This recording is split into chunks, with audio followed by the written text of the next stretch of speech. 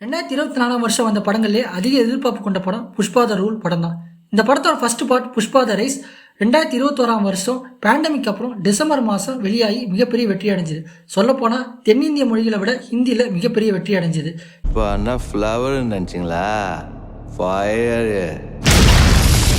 கிட்டத்தட்ட 3 வருஷத்துக்கு அப்புறம் இந்த படத்தோட second part Pushpa the rule வந்திருக்கு. வாங்க இந்த படம் எப்படி இருக்கு அதோட ரிவ்யூ நம்ம பார்க்கலாம்.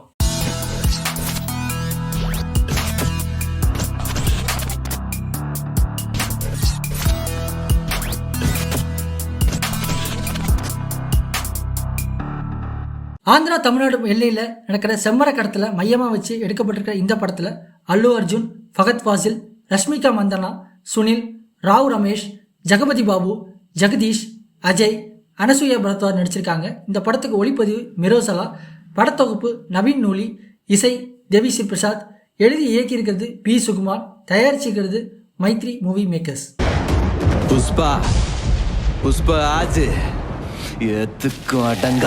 ஸ்டோரி: புஷ்பா த ரைஸ்ல சாதாரண கூலி தொழிலாளியாக இருந்து செம்மர கடத்தலோட சிண்டிகேட்டான புஷ்பராஜ் இந்த பாட்டில் எல்லா சிண்டிகேட்டுகளோட தலைவனாக மாறி இன்டர்நேஷனல் லெவலில் செம்மர கடத்தல் பிஸ்னஸ் பண்ணுறாரு. இந்த கடத்தலை எப்படியாவது தடுக்கணும்னு நினைக்கிற பன்வர் சிங் ஷெகாவத் பல முயற்சி பண்ணி புஷ்பராஜ் கிட்ட தோத்து போகிறார். ஒரு கட்டத்தில் 2 பேருக்கு மோதல் பெருசாக புஷ்பராஜ் என்கிட்ட மன்னிப்பு கேட்டால் விட்டுறேன்னு ஷெகாவத் சொல்ல மன்னிப்பு கேட்குற மாதிரி கேட்டு ஷெகாவத்தை அவமானப்படுத்துகிறார் புஷ்பராஜ். இதை மனசில் வச்சுக்கிட்டு ஒரு கட்டத்தில் 2000 கோடி மதிப்புள்ள செம்மர கடத்தில் புஷ்பராஜ் ட்ரை பண்ண ஷெகாவத் அதை தடுக்க முயற்சி பண்ணுறார். இந்த திட்டத்தை புஷ்பராஜ் முறியடிச்சாரா இல்லையா, தனக்கும் தான் அம்மாவுக்கும் தான் அப்பா குடும்ப உறுப்பினர்களால் நடந்த அவமானத்தை சரி பண்ணுறாரா இல்லையாங்கிறது தான் இந்த படத்தோட கதை. பெர்ஃபார்மன்ஸ்: அல்லு அர்ஜுன் வழக்கம் போல் தன்னோட ரோலை கரெக்டாக செஞ்சுருக்காரு. புஷ்பராஜ் கேரக்டரில் வேற யார் நடிச்சிருந்தாலும் இவ்வளோ சரியாக இருந்திருக்குமான்னு தெரியல. வில்லன்களோட மோதலில் ஆரம்பித்து பொண்டாட்டிக்கிட்ட காதலில் வழியெடுத்து வர மனுஷன் மிரட்டியிருக்காரு. வில்லனாக வர ஃபகத் ஃபாசில் அல்லு அர்ஜுனுக்கு கொஞ்சமும் சளைக்காத அளவுக்கு தரமான நடிப்பை கொடுத்துருக்காரு.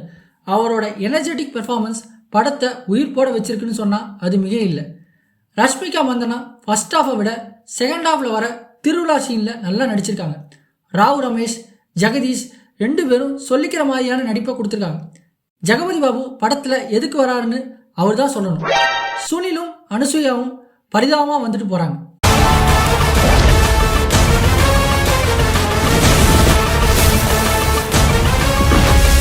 Minus: first minus story. இந்த படத்தில் சொல்லிக்கிற மாதிரி கதைன்னு ஒன்று இல்லை. பொதுவாக ஸ்மக்லிங் சம்மந்தப்பட்ட கதையில் நிறைய ட்விஸ்ட் இருக்கும். அப்படி சொல்கிற அளவுக்கு கதை இதில் இல்லை. ஹீரோ பில்டப் மட்டுமே தான் கதையான்னு தோணுது. இதைத்தானே KGF 2ல் பண்ணாங்க, மறுபடியுமா? Minus number 2: predictable scenes and it's establishment.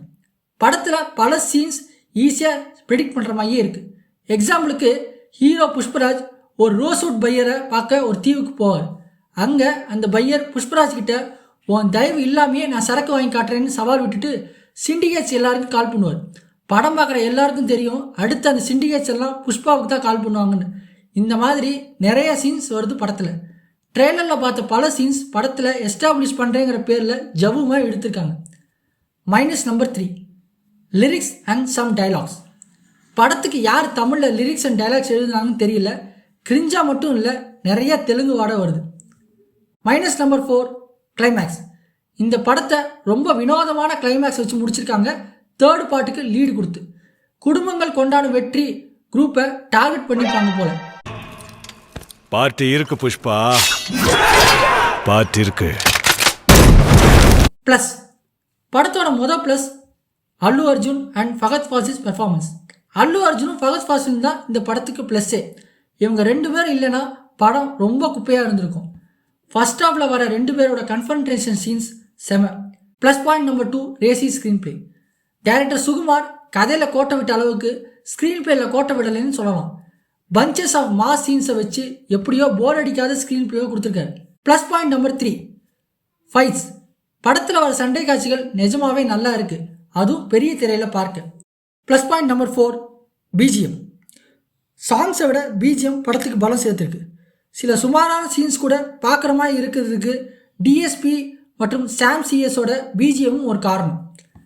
Plus point number 5: visual grandeur and it's presentation. டெக்னிக்கலாக படம் பார்க்க நல்லா இருக்குது. கிராஃபிக்ஸ், செட் டிசைன், எடிட்டிங், சினிமாட்டோகிராஃபின்னு படத்தோட ப்ரொடக்ஷன் வேல்யூ ஒவ்வொரு ஃப்ரேம்லேயும் தெரியுது.